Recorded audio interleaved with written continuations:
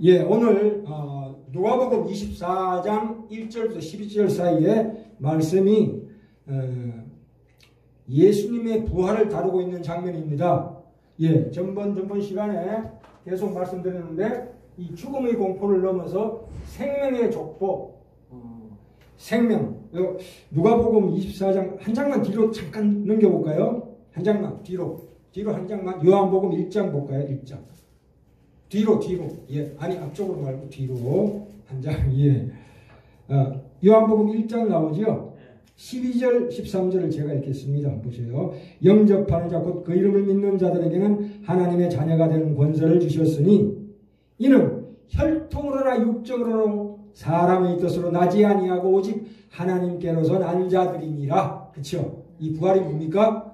우리가 육으로 난 자가 아니고 이제는 주 안에서 주님의 부활과 함께 우리는 하나님께로서 난 자다. 그것이 전번 시간에 생명의 족보라고 말씀드렸습니다. 자, 오늘은 이 부활절을 맞이하여 다시 24장으로 갑시다. 누가복음 24장 1절부터 12절. 자, 그쪽 다시 넘어갑시다. 오늘은 기이하게 역사하시는 하나님입니다. 자, 그런데 이 말씀 우리 은혜 나누기 전에 보세요. 불순종 이전의 아담은 여기 한번 보세요.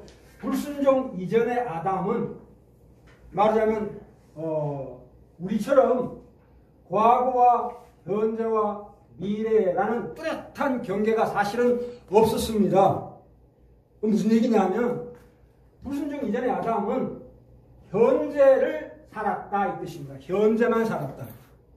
물론 과거와 미래가 있지만 보이지 않는 세상과 보이는 세상과 보이지 않는 세상을 하나님과 함께 살았다 이거예요.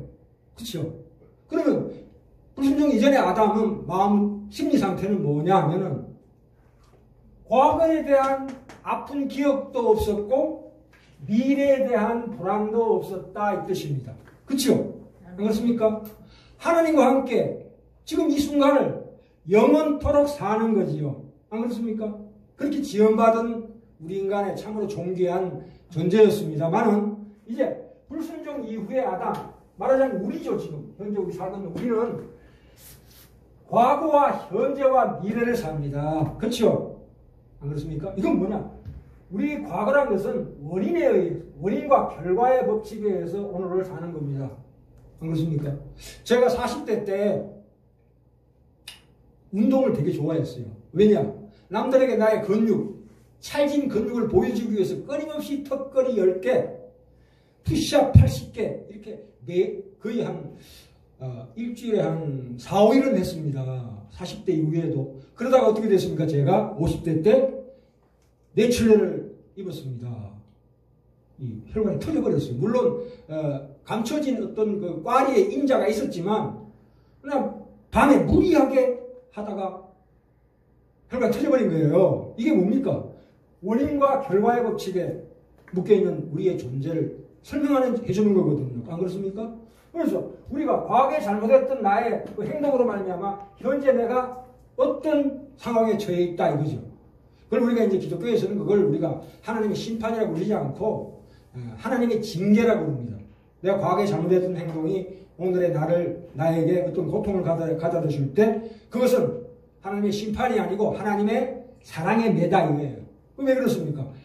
이웃집 애가 우리 집에 왔을 때는 밥 먹을 때 아무리 반찬 흘리고 난장판을 해도 아이고 예쁘다 괜찮아 이렇게 얘기하다가 그 이웃집 애가 가고 난 다음에는 자기 자식한테는 뭐라 그럽니까? 야 이놈아 왜 뚝뚝 흘리고 밥 처먹냐 뭐 이런 식으로 얘기하죠. 그게 뭡니까? 부모기 때문에 그런 거지요. 그 이웃애는 부모가 아니잖아요. 내비두는 거예요. 그냥 그 사람이 아무리 세상 살아갈 때 잘못하고 못해도 그냥 내비두는 거예요. 그냥 그래 살아있을 동안만 잘 살아라 이거예요. 그러나 우리는 안 그래요. 우리는 뭔가 잘못한 게 있을 때마다 하나님께서 살짝 이렇게 언지를 주시죠. 그래서 자 다른 얘기로 넘어갔는데요. 그러니까 우리는 이 눈에 보이는 세상에만 집착하고 산다 이겁니다. 그렇죠? 시간과 공간이라는 그 한계 속에서 발악하면서 하는 거죠. 안 그렇습니까? 실제로 우리가 회복해야 될 것은 현재를 살아야 합니다. 현재를. 그러니까 현재를 산다는 것은 보이는 세상 플러스 보이지 않는 세상까지 같이 본다 이거예요. 그 속에서 우리 부활을 봅니다. 안 그렇습니까? 그게 부활신앙이에요. 내가 비록 이 땅에 살아가고 있지만 육신은 죽을 거지만 내 영혼이 살아나고 또 결국은 죽은 내 육신이 다시 살아나서 저 영원한 날에서 영원토록 산다. 이것이 부활신앙입니다. 자, 오늘 누가복음 24장 1절부터 11절에 보면은 이 여자들과 제자들이 이 무덤이 비어있죠. 분명히 비어있는데 봐도 또한 사도들도 그 얘기를 들어도 믿지 않았습니다.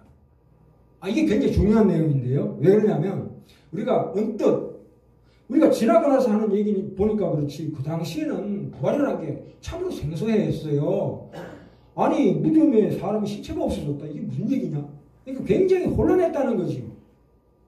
우리가 생각했듯이 예수님 부활하셨다고 해서 뭐 그 당시에 예수님 부활하셨네 그리고 축포 쏘고 그러지 않았다 이거예요.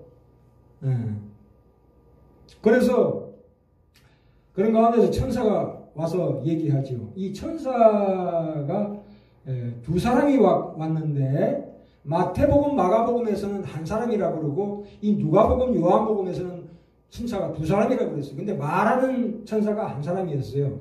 이 성경에는 그럼 복음서마다 천사가 한 명이니 두 명이니 그렇게 갈라지는 이유는 뭐냐면 그걸 수학적으로 보지 마시고 문학적으로 보시라 이거예요. 우리가 보는 관점에 따라서 달라진다 이거예요. 그만큼 성경은 진실하게 리얼하게 나왔다 이거예요. 보는 사람의 관점에 따라서 천사가 두 명 나타날 수도 있는 것이고 한 명 나타날 수도 있는 거다.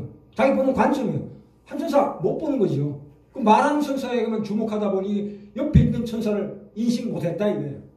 얼마나 리얼합니까? 그죠?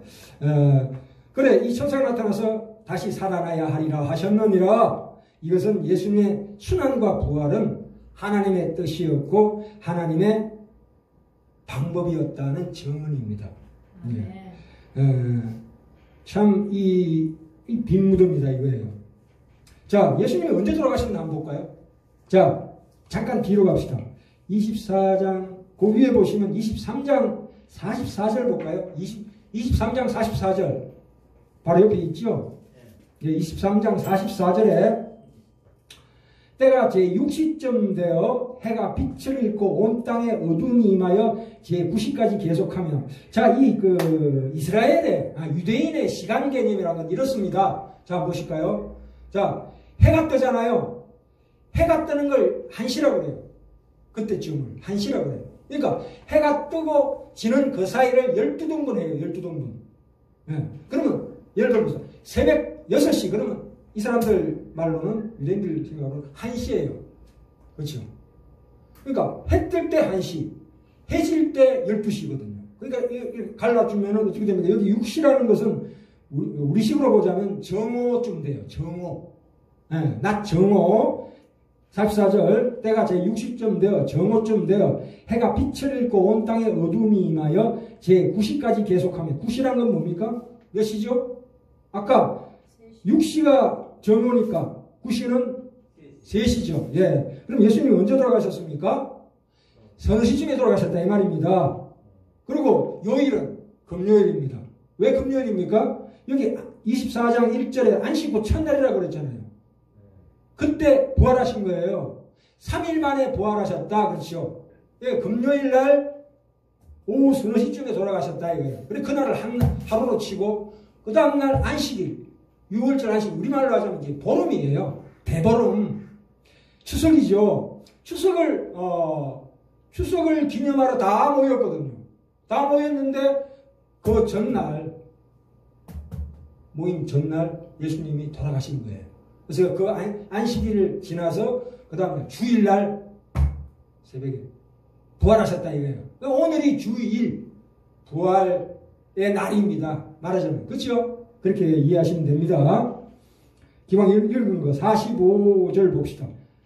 예수님이 돌아가셨을 때 성소의 휘장이 한가운데가 찢어지더라. 마태복음 27장에는 위로부터 찢어졌다고 그랬습니다. 성소는 옛날에 아무나 들어갈 수가 없습니다. 이 성소, 지성소라고 이해하셔도 됩니다. 1년에 대제사장이 들어가는데 찢어졌다 이거예요. 그래서 히브리서 4장 16절에 나오죠. 누구든지 예수를 믿으면 하나님 앞에 담대하게 나아갈 수 있는 자격이 생긴다 이거예요. 그 휘장으로 찢어지는 몸으로 말미암아. 네. 자 봅시다. 다시 24장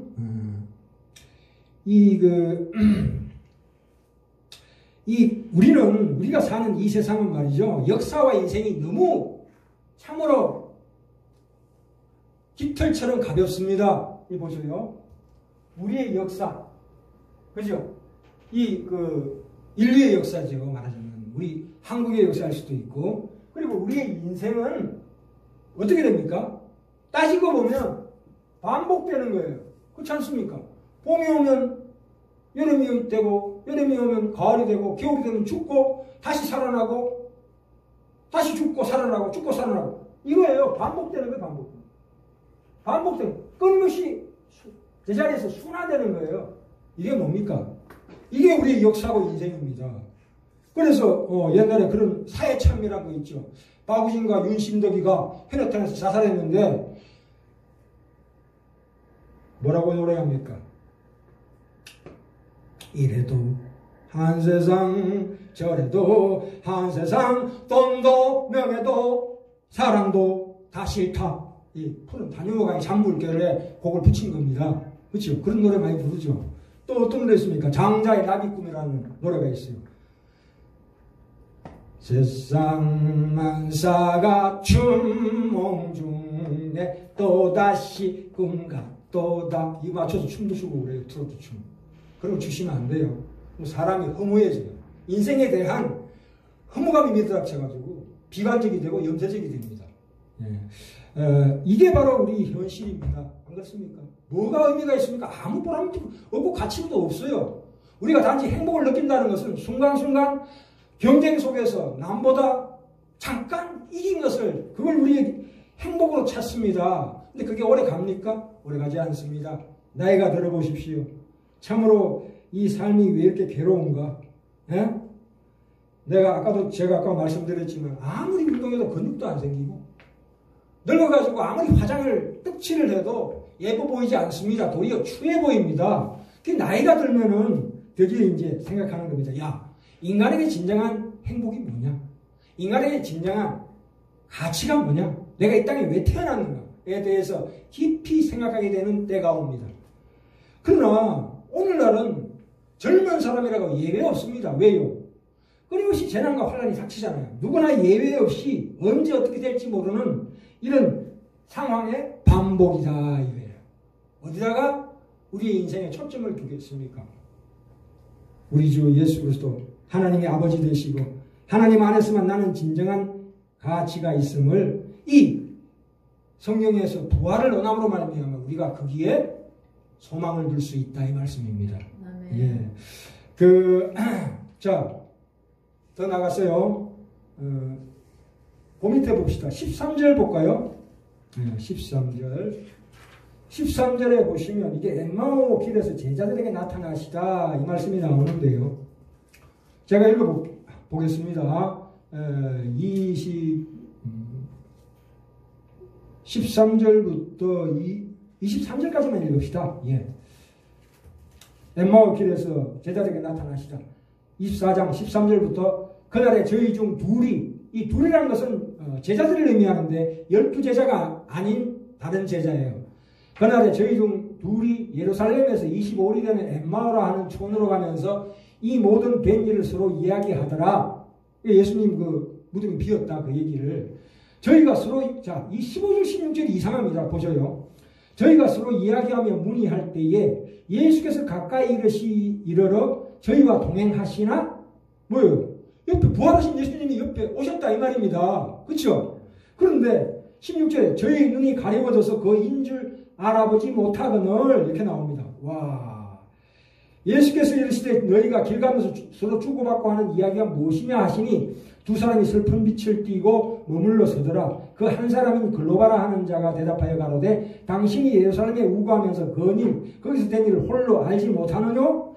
가로사대 무슨 일이뇨? 가로되 나사렛 예수의 일이니 그는 하나님과 모든 백성 앞에서 말과 일에 능하신 선지자연을 우리 대제사장들과 관원들이 사형 판결을 넘겨주고 십자가에 못 박았느니라. 우리는 이 사람이 근데 여기 이제 21절부터 23절까지 무슨 얘기냐면 이 예수님의 제자되라는 사람들이 무슨 얘기하냐면 우리는 이 사람이 누굽니까? 예수 그리스도예요. 부활하신 예수님이 그리스도께서 옆에 붙어 있는데도 몰라보고 뭐라고 그럽니까? 우리는 이 사람이 이스라엘을 구속할 자라고 바라노라. 이뿐 아니라 이 일이 된 지가 사흘째라. 죽은 지 사흘째다 이 말입니다. 또한 우리 중에 어떤 여자들이 우리로 놀라게 하였으니 이는 저희가 새벽에 무덤에 갔다가 아까 그 나왔죠. 24장 1절부터 12절 사이에 그 상황이 이제 그 얘기를 들은 겁니다. 그의 시체는 보지 못하고 와서 그가 사드셨다는 천사들이 나타남을 보았다 함이라. 이렇게 얘기를 하는 거예요.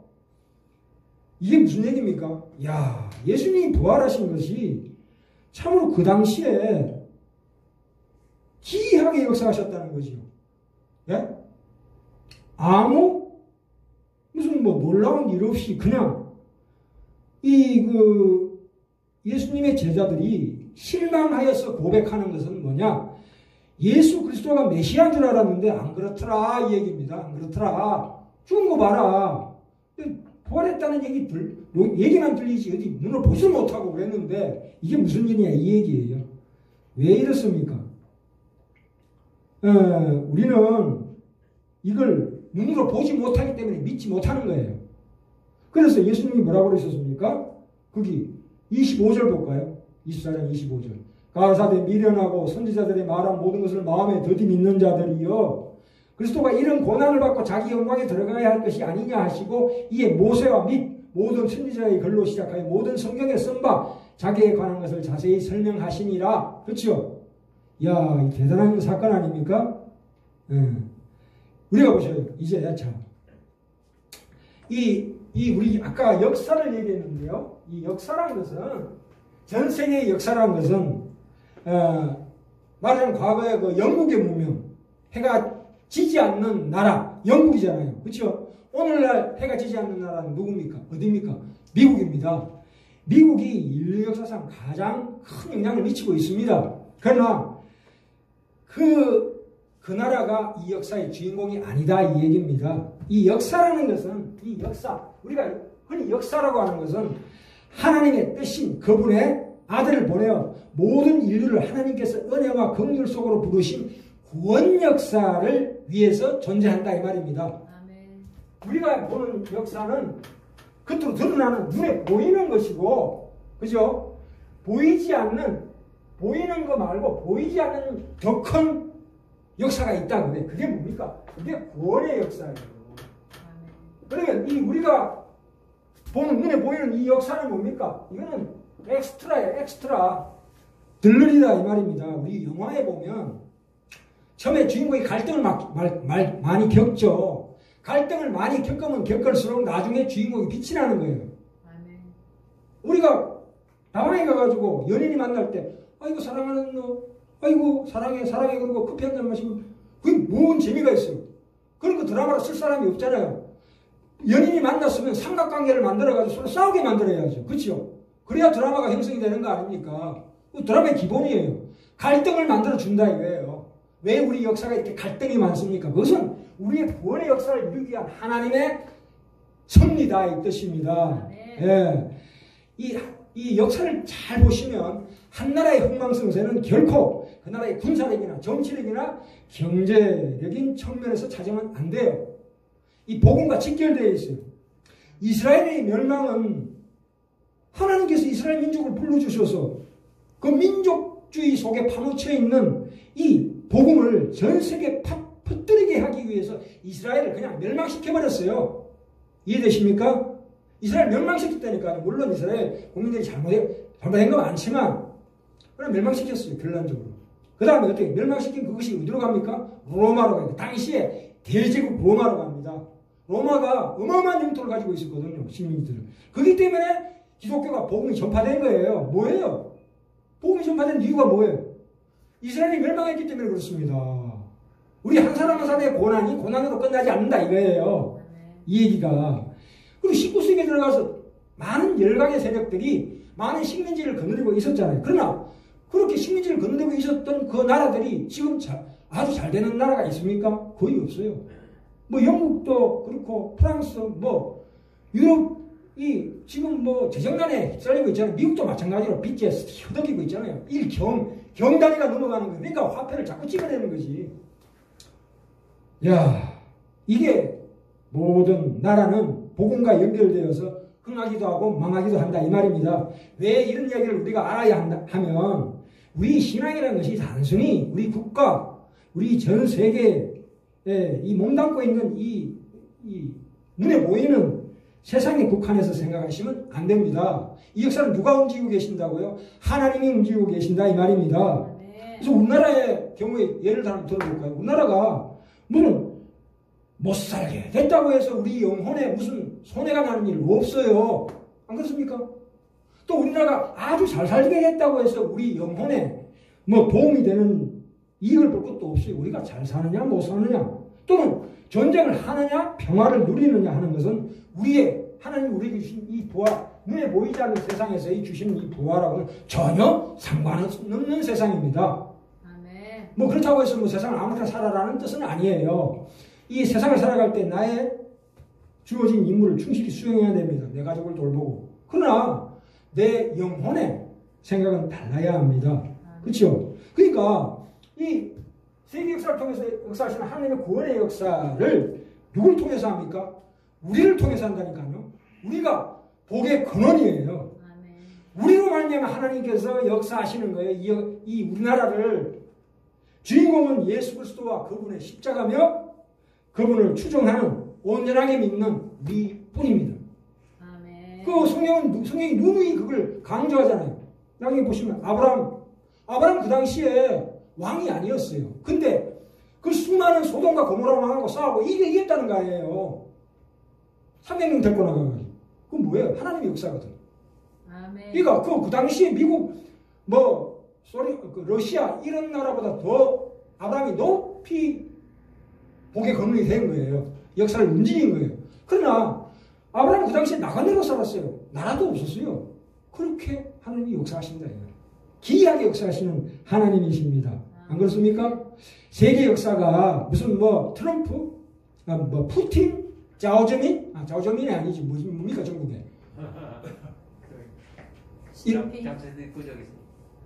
까먹었네.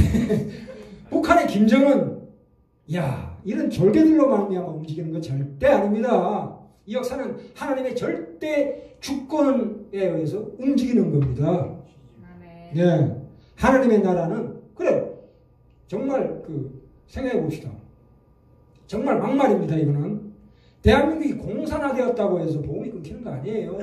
하나님의 나라가 그렇게 허무하게 무너지지 않습니다. 절대 망하지 않습니다. 우리가 눈에 보이는 그때 부안해동하거나 험한 곳에 집착하면 안 됩니다. 왜? 정치적인 논리에 우리가 왜 휘둘립니까? 아니에요. 우리 진리는 살아있고 이 역사가 그것을 정언하고 있습니다. 아멘. 자, 한번 봅시다. 이 세례 요한, 왜 이런 제자들도 안 믿고 여자들도 안 믿었잖아요. 왜 이런 현상이 일어나는지 누가복음 1장으로 한번 가볼까요? 마지막으로. 너무 길어졌지만 1장. 누가복음 1장으로 한번 가봅시다. 1장. 자, 누가복음 1장.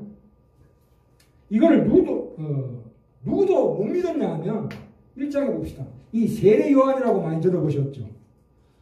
세례 요한이 옥에 갇혔습니다. 예수님 당대에. 세례 요한이 누굽니까?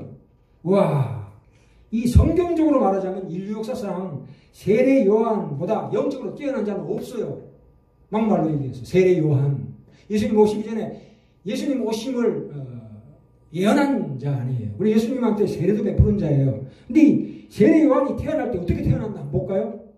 1장 39절 볼까요? 1장 39절. 1장 39절. 이때에 마리아가 일어나 빨리 산중에 가서 유대 한 동네에 이르러. 이 마리아는 말하자면 육신의 예수 그리스도의 어머니입니다. 그래서 예수 나심을 예고받고 난 다음에 그의 친족인 엘리사벳을 찾아갔는데 40절에 사가랴의 집에 들어가 엘리사벳에게 문안하니 엘리사벳이 마리아의 문안함을 들으면 엘리사벳은 마리아의 친척입니다. 그죠? 네? 아이가 복중에서 뛰노는지라 엘리사벳이 성령의 충만함을 입어 큰 소리로 불러가로되 여자 중에 네가 복이 있으며 너의 태중의 아이도 복이 있도다. 내 주의 모친이 내게 나오니 이 어찌된 일인고 보라 내 문안하는 소리가 내 귀에 들릴 때에 아이가 내 복중에서 기쁨으로 뛰놀았도다. 이게 44절 다시 한번 읽어볼까요? 보라 너의 문안하는 소리가 내 귀에 들릴 때에 누가? 마리아가 엘리사벳을 문안하는 소리가 엘리사벳의 귀에 들릴 때에 엘리사벳 복중에 있는 아이가 뭐예요? 복중에서 뭐라고 했습니까? 기쁨으로 뛰놀았도다. 이야, 이 기가 막힌 얘기 아니에요, 이거 지금? 예? 아니, 이 세례 요한, 지금 옥에 갇혀 있어요, 지금. 이 당대에. 옥에 갇혔어. 오늘, 요한이 죽는구나. 죽어요.